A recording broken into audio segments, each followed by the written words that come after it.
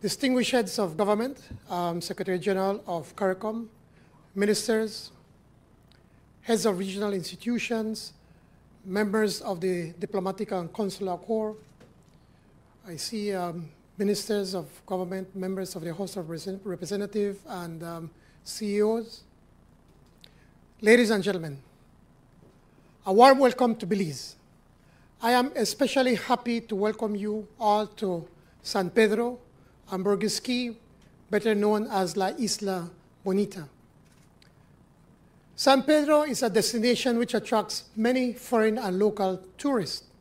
It epitomizes beauty and leisure, which unfortunately many of us will not get to fully enjoy this week. But San Pedro is truly a microcosm of the challenges we all are facing as small island and low-lying coastal developing states. Beaches here are eroding because of rising sea levels. The Belize Barrier Reef, a World Heritage Site, is struggling due to coral bleaching. A growing population is testing the limits of the island's capacity. More recently, the COVID-19 pandemic dealt a devastating blow to San Pedro's lucrative tourism industry. But the resilient people of San Pedro did not succumb. They did not give up. When tourism ebbed, they pivot to fishing. Pioneering coral transplantation is restoring the reef, and a Herculean beach reclamation project is underway. Yes, we are adapting and mitigating. We are spending millions to meet these crises because we must, even though we did little to cost them. Unfair, yes. The harsh reality of the 21st century, Prime Ministers, ladies and gentlemen, this 33rd Intersessional meeting is a particular consequential meeting. We meet at a time when unprecedented and existential challenges coincide with our citizens' expectations for relief and prosperity. The international climate is riddled with crises, conflicts, and suffering. Every country, every region is managing, they say, unprecedented challenges with, they say, inadequate sources. The global unraveling is occurring against the backdrop of what appears to be a new Cold War.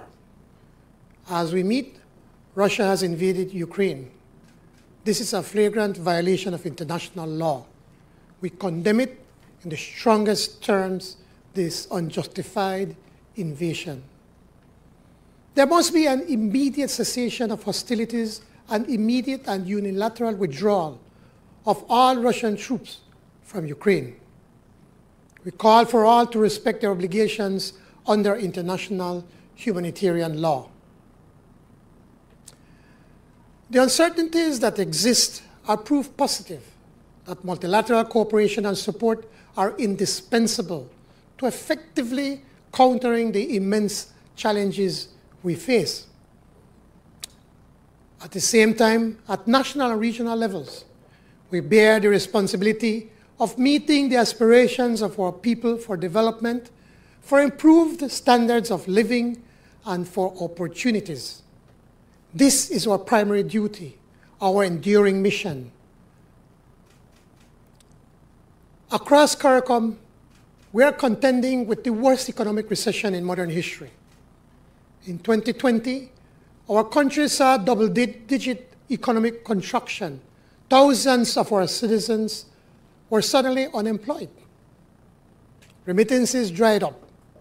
In Belize, we estimate that the poverty rate has increased from 50% in 2018 to 60% by 2021. Two-thirds of all Belizeans are poor. This is clearly unacceptable.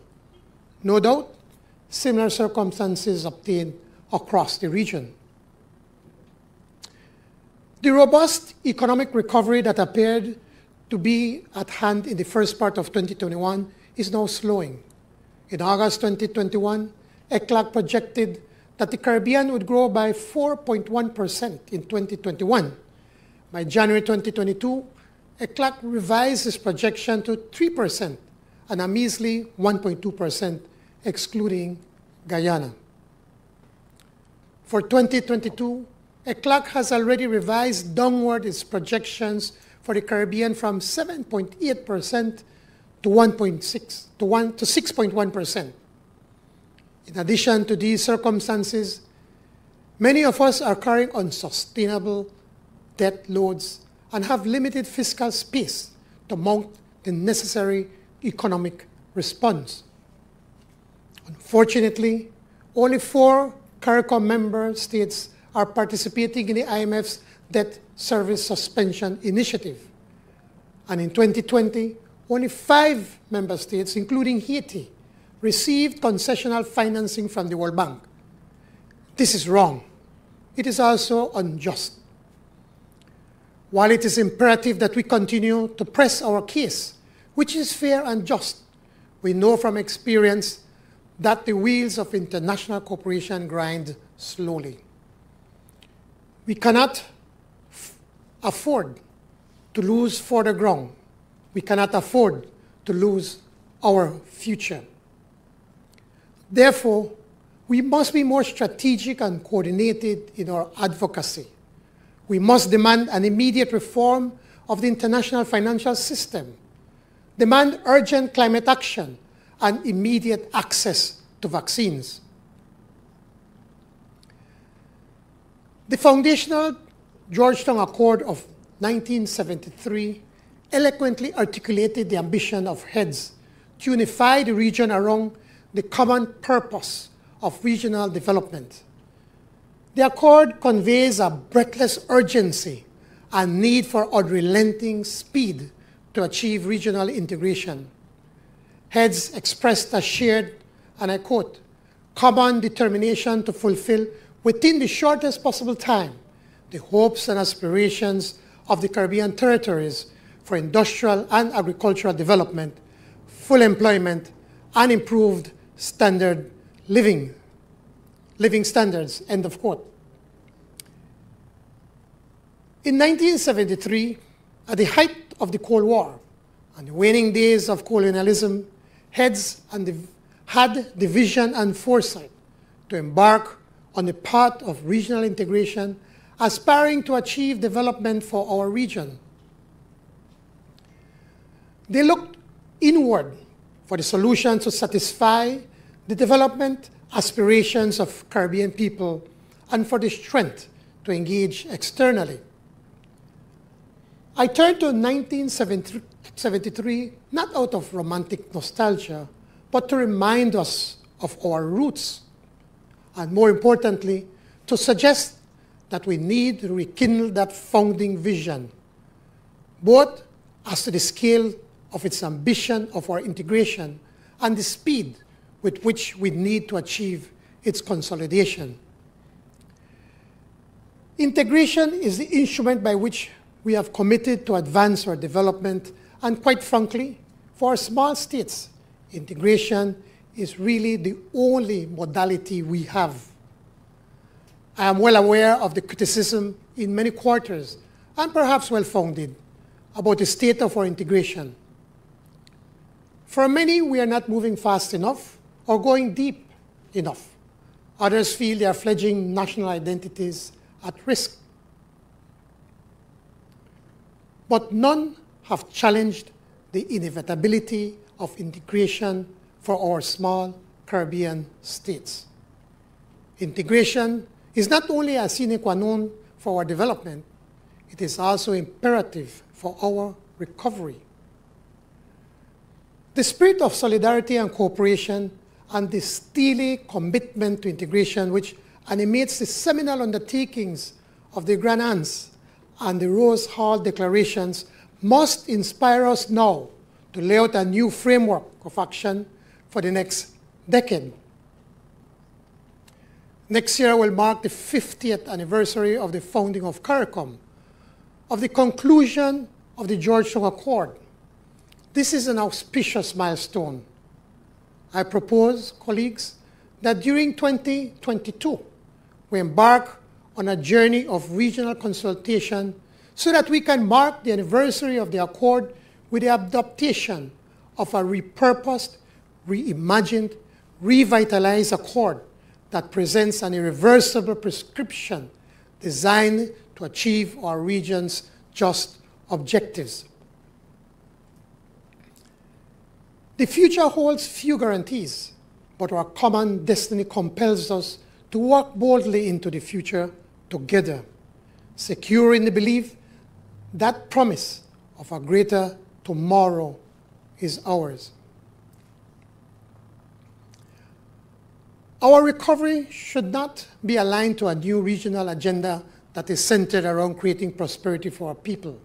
We must continue more intensely to harness the resource endowments whilst building sustainability and resilience across our development interventions. That would naturally include digital transformation, transformation of agri-food systems, and empowering the CSME to deliver on its objectives.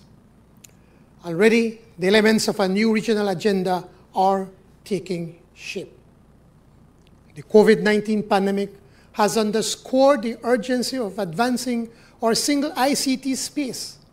All our countries have begun integrating digital technologies into our economic, social, and governance structures. We need an expansion and acceleration of this effort together with investments to increase connectivity, ICT education, and to guard against cybercrimes. And yes, we will achieve regional roaming freedom. I must commend His Excellency Ofran Ali, the President of Guyana, for his leadership and personal commitment to transforming the regional agri-food system.